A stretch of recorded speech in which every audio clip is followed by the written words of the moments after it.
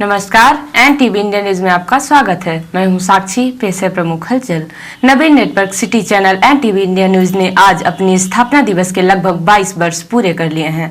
इन 22 वर्षों के दौरान हमें जिले में पदस्थ अधिकारियों, कर्मचारियों और शहर और जिले के आम नागरिकों का भरपूर सहयोग और प्यार और सम्मान मिला है। आप सभी ने हमारे कार्यक्रमों, हमारे खबरों को देखा, सराहा और हमें प्रोत्साहित किया है। आप सभी दर्शकों के प्रेम और स्नेह की बदौलत ही नवीन नेटवर्क डिजिटल ने आप सबके दिल में बड़ी जगह बना ली है। आज अपनी स्थापना के 22 वर्ष पूरे करने के बाद Naveen network city channel NTV India news आप सभी दर्शकों को भरोसा दिलाता है कि नवीन नेटवर्क डिजिटल आप सभी की कसौटी पर आगे भी खरा उतरेगा। आम जनता की समस्याओं को शासन प्रशासन तक पहुंचाना, शासन प्रशासन की बातों को जनता तक पहुंचाना, जिले का विकास, आपसी भाईचारा बना रहे, यही हमारा प्रमुख लक्ष्य है, जिसे हम आप सभी दर्शकों के सहयोग से आगे भी निभाते रहेंगे। इन 22 वर्षों में आप सबके मिले असीम प्रेम के लिए नवीन नेटवर्क डिजिटल एक बार पुनः आप सभी दर्शकों का आभार व्यक्त करते हैं। वर्तमान में ठंड के कारण दिन के तापमान में लगातार कमी एवं ठंड में वृद्धि होने से जिला अंतर्गत सुबह की पाली में संचालित विद्यालयों में अध्ययनरत छात्र छात्राओं के स्वास्थ्य पर प्रतिकूल प्रभाव पड़ रहा है। कलेक्टर साकेत मालवी द्वारा आदेश जारी कर छात्र छात्राओं के स्वास्थ्य को दृष्टिगत रखते हुए जिले के सभी शासकीय, अशासकीय, केंद्रीय विद्यालय, Navodaya Vidyalaya, CBSE board, ICSE board, अन्य सभी बोर्ड से संबंधित विद्यालय में अध्यापन का समय सुबह 9 बजे से प्रारंभ होना नियत किया गया है। परीक्षाएं पूर्व निर्धारित समय अनुसार संचालित होंगी।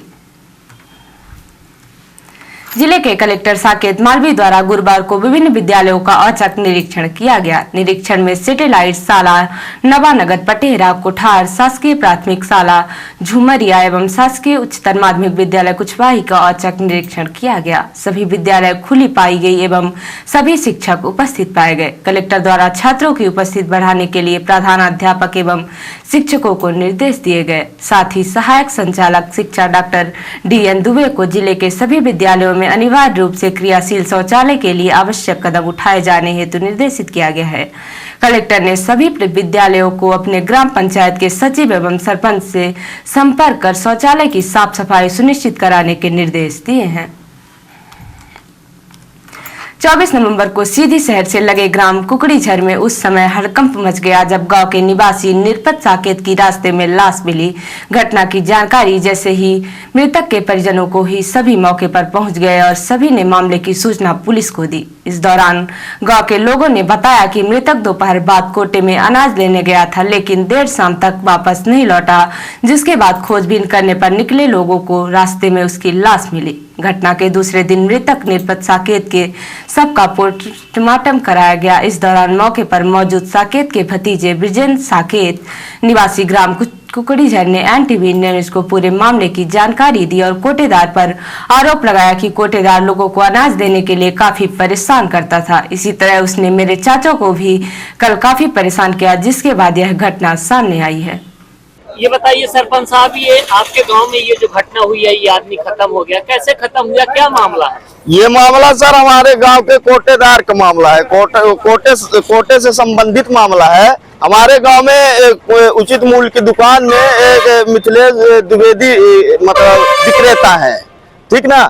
तो वो टाइम से खाद्यान्न नहीं देते, जैसे 7 तारीख को खोलना चाहिए शासन के नियम के अनुसार, तो ये 20, 25, 30 तारीख को खोलते हैं और सिर्फ 3 रोज खोलते हैं और खोलते हैं कोटा तो ये 3 बजे खोलते हैं। तो इनकी मौत से उस कोटे का क्या संबंध है? कोटे से है संबंध। हाँ। इनकी मौत ये 3 बजे खोलते हैं, तो ये लोग ये हमारे चाचा जो है तो कल गए 4 बजे, ठीक ना। तो 4 बजे गए और 7 बजे तक वहां थे। फिर इसने ये लोग बोले कि हमारे इनके जो बहू है अपने पति को फोन लगाई, बोली कि पापा नहीं आए अभी तक घर में। तो बोली कि पता कर लो किसी से। तो फिर इन्हीं के चाचा देवेंद्र साकेत को बुद्धिसेन ने भेजा कि जाओ पापा को पता करो। फिर ये लोग गांव घर में हेरते हेरते फिर बोले कि गांव में नहीं है। फिर ये बोले कि कोटे की तरफ जाओ। अब कोटे की तरफ जब ये गए तो जाते जाते 9 बज गया, आसपास 9 के लगभग। जब वहां गए तो इनकी मृत मतलब अवस्था में पड़ी हुई रास्ते थी। में? हाँ, रास्ते में। बॉडी वोडी सब सही तो तो क्या आप लोगों को क्या शंका हो रही है, क्या लग रहा है? शंका ये हो रही है सर कि हमारे यहाँ के जो कोटेदार है शराब पी के कोटा खोलते हैं। अगर कोई पब्लिक बोलती है कि तुम हमको टाइम से खाद्यान्न दो, 10 बजे खोलो और 5 बजे बंद कर दो, तो बोलते हैं कि तुमको जहाँ जाना है तो जाओ, हम ऐसा ही करेंगे। जी सर। क्या चाहते हैं, किस तरह की कार्रवाई आप लोग चाहते हैं? न्याय चाहिए सर, निष्पक्ष जांच कराई जाए और जो हमारे चाचा को अगर मुआवजा दिलाया जाए शासन द्वारा, यही हमारा कहना है सर। क्या नाम है आपका? मेरा नाम ब्रिजेश साकेत है, कहाँ के रहने वाले? कुकुड़ी सर। और ये जो मृतक आपके चाचा क्या नाम था? चाचा के निरपत साकेत नाम है सर। अच्छा अच्छा, जी ये भी कुड़ी झर के हैं? जी सर। परिजनों के आरोप के बाद पुलिस ने मृतक के शव का पोस्टमार्टम करा के शव उनके परिजनों को सौंप दिया है। वहीं मृतक के परिजन अब कोटेदार को उक्त दुकान से हटाने और मृतक के लिए मुआवजे की मांग कर रहे हैं। अब देखना यह है कि जिला प्रशासन मृतक के परिजनों के आरोपों की जांच के बाद आने वाली रिपोर्ट पर क्या कार्यवाही करता है।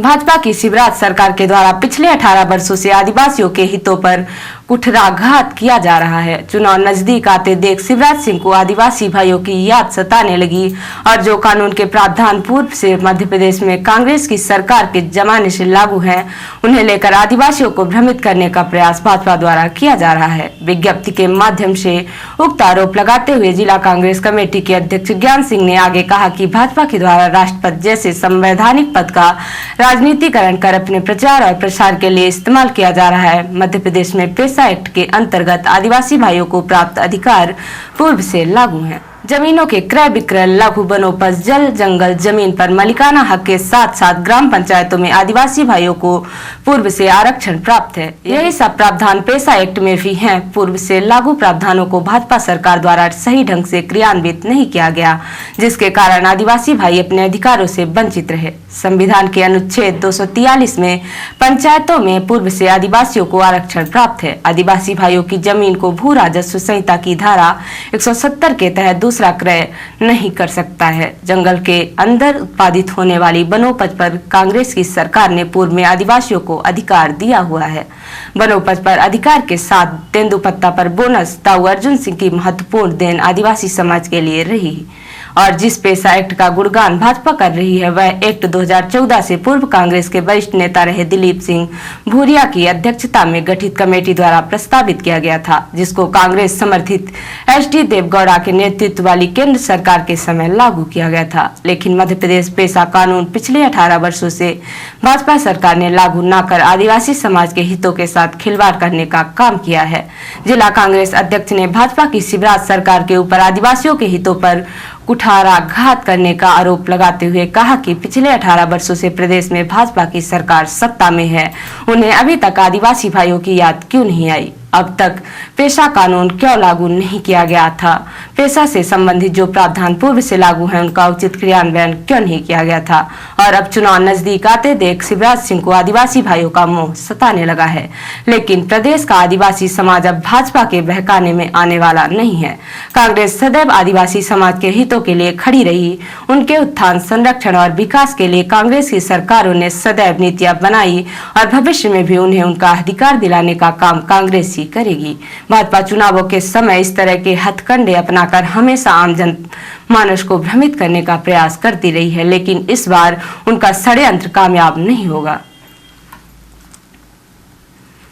जिला कांग्रेस कमेटी के अध्यक्ष ज्ञान सिंह ने विज्ञप्ति जारी करके जिला प्रशासन का ध्यान आकृष्ट कराते हुए कहा कि पटपरा चौराहे पर हमेशा जाम की समस्या बनी रहती है। वर्तमान समय में हनुमाना से बहरी मार्ग अवरुद्ध होने के कारण उस मार्ग से गुजरने वाले वाहन भी अब पटपरा से होते हुए अन्य स्थानों की ओर जा रहे हैं। भारी वाहनों का आवागमन भी इसी मार्ग से हो रहा है। इन परिस्थितियों में जाम की समस्या और भी गंभीर हो गई है। आम जनमानस घंटों घंटों तक जाम में फंसा रहता है। दुर्घटना की आशंका भी बनी रहती है। प्रशासनिक व्यवस्था नगण्य होने के कारण रोजाना ही यह स्थिति निर्मित होती है। श्री सिंह ने आगे कहा कि जिला प्रशासन आम जनमानस की समस्याओं को नजरअंदाज न करे और तत्काल प्रभाव से प्रशासनिक व्यवस्था बनाकर जाम जैसी स्थिति पटपरा चौराहे पर निर्मित ही न हो, ऐसी पहल करे। प्रशासन प्रशासन द्वारा पटपरा चौराहे पर ट्रैफिक व्यवस्था को बनाए रखने के लिए पुलिस के जवानों को लगाया जाए, जिससे जाम के साथ किसी भी अप्रिय स्थिति से बचा जा सके। Khelo India women's wushu league west zone Thakur Vishwanath Sahdev indoor stadium mega sport complex Hotwar Ranchi Jharkhand में 17 से 20 नवंबर 2022 तक आयोजित की गई। इस प्रतियोगिता में मध्य प्रदेश से 100 सदस्यीय टीम ने भाग लिया, जिसमें सीधी से 6 बालिकाओं ने भाग लिया। सीधी की बेटी अनीसा यादव ने 48 में शानदार प्रदर्शन करते हुए ब्रॉन्ज मेडल जीता। इसके साथ ही वैष्णवी त्रिपाठी, ज्योति शर्मा, रीना सिंह, दिव्या चतुर्वेदी, आलसीला केबर द्वारा भी सहभागिता रही। इन्होंने बेहतरीन प्रदर्शन किया तथा कई फाइट जीती। आज सम्मान कर उनके उज्जवल भविष्य की कामना की गई है। सभी खिलाड़ियों को बधाई दी। उल्लेखनीय है कि जिला सीधी में पुलिस परेड ग्राउंड के बगल स्थित पुलिस विभाग के दूसरे ग्राउंड में सामुदायिक भवन स्थित है, जहां खेल एवं युवा कल्याण विभाग के कुशल प्रशिक्षण मानिंद शेर अली खान द्वारा खिलाड़ियों को प्रशिक्षण दिया जाता है। समय समय पर खेल एवं युवा कल्याण विभाग के नियंत्रक अधिकारी पुलिस अधीक्षक सीधी श्री मुकेश कुमार श्रीवास्तव तथा जिला खेल एवं युवा कल्याण विभाग जिला अधिकारी अतिरिक्त पुलिस अधीक्षक सुश्री लता पटले के द्वारा प्रशिक्षण स्थल पर पहुंचकर उचित दिशा निर्देश एवं खिलाड़ियों का उत्साहवर्धन किया जाता है, जिसके परिणाम स्वरूप प्रतियोगिता में सीधी से शामिल हुए 6 महिला खिलाड़ियों ने खेलो इंडिया वुमेन्स वुशु लीग में भाग लिया। सीधी से पहली बार स्वयं की मेहनत, साथ ही प्रशिक्षक एवं वरिष्ठ अधिकारियों के दिशा निर्देश को सार्थक सिद्ध किया है एवं अपने माता पिता के साथ ही साथ जिला सीधी का नाम रोशन किया है। रिपोर्टर हिमानी रौतेला ने बताया कि उत्तराखंड चिकित्सा स्वास्थ्य एवं चिकित्सा शिक्षा सहकारिता उच्च शिक्षा विद्यालय शिक्षा एवं संस्कृत शिक्षा मंत्री डॉक्टर धन सिंह रावत, क्षेत्रीय विधायक डॉक्टर मोहन सिंह बिष्ट तथा प्रभारी निदेशक उच्च शिक्षा डॉक्टर प्रवीण जोशी द्वारा गौलापार स्थित उच्च शिक्षा निदेशालय हल्द्वानी में उच्च शिक्षा के आवासीय भवन लागत ₹79.68 लाख का लोकार्पण एवं उच्च शिक्षा निदेशालय हल्द्वानी में टाइप द्वितीय आवासीय भवन एवं लघु निर्माण कार्य लागत ₹189.53 लाख का शिलान्यास किया गया। कार्यक्रम में संबोधित करते हुए श्री रावत ने कहा कि कॉलेजों में छात्र छात्राओं को नशे से दूर रखने और नशे के खिलाफ जन जागरूकता अभियान चलाने के लिए प्रत्येक कॉलेज में कमेटी बनाने के निर्देश दिए। उन्होंने कहा कि सरकार के विजन 2025 तक राज्य पूरी तरह से टीबी बीमारी से मुक्त और नशे से मुक्त करने के उद्देश्य से यह मुहिम चलाई जा रही है। मंत्री श्री रावत ने कहा कि 2025 तक उत्तराखंड को आदर्श राज्य की श्रेणी में लाना है। साथ ही टीबी मुक्त उत्तराखंड, नशा मुक्त उत्तराखंड के लिए हर स्तर पर प्रयास किए जा रहे हैं। उन्होंने कहा कि ऑनलाइन परीक्षा, ऑनलाइन एडमिशन तथा भारत सरकार ने जितने भी कंपोनेंट NNP 2020 में दिए गए हैं उनके हम पूरा करने जा रहे हैं। कार्यक्रम में ब्लॉक प्रमुखधारी आशा रानी, दुग्ध संघ अध्यक्ष मुकेश बोरा, राहुल झिंगर, उप निदेशक उच्च शिक्षा डॉक्टर राजेंद्र सिंह भाकुनी, डॉक्टर राजीव रौतेला, सहायक निदेशक प्रेम प्रकाश, प्रधानाचार्य MBPG degree college Haldwani doctor NS बनकोटी आदि उपस्थित रहे। और अब पेश है प्रादेशिक हलचल। जबलपुर में वेयर हाउस में रखा 29,000 क्विंटल गेहूं धान सड़ा। 1 करोड़ का गेहूं धान को गोदाम में शिफ्टिंग के लिए लिखी 45 चिट्ठियां। भाजपा का आरोप, राहुल की यात्रा में पाकिस्तान जिंदाबाद के नारे। कांग्रेस बोली भाजपा की साजिश। इंदौर में बेरोजगार महापंचायत में शामिल होंगे राहुल गांधी। NEYU पदाधिकारी का दावा, राहुल गांधी के आने का मिला आश्वासन। और बोले CM शिवराज, अब भोपाल से नहीं ग्राम सभा से चलेगी सरकार। और अब पेश है राष्ट्रीय हलचल। पंजाब में 10 साल के बच्चे पर FIR। पिता ने बंदूक पकड़े बेटे की फोटो फेसबुक पर लगाई। बचपन की फोटो के आधार पर FIR। असम मेघालय सीमा विवाद। जयंतिया हिल्स में स्थित तनावपूर्ण भीड़ ने एक सिटी बस सहित 3 गाड़ियां जलाई। गहलोत ने पायलट को बताया गद्दार, कहा समर्थन है नहीं CM कैसे बनेंगे। और PM की रैली में नो फ्लाइंग जोन में घुसा ड्रोन। अहमदाबाद में थी मोदी की जनसभा, 3 गिरफ्तार। तो ये थी आज की प्रमुख हलचल। नमस्कार।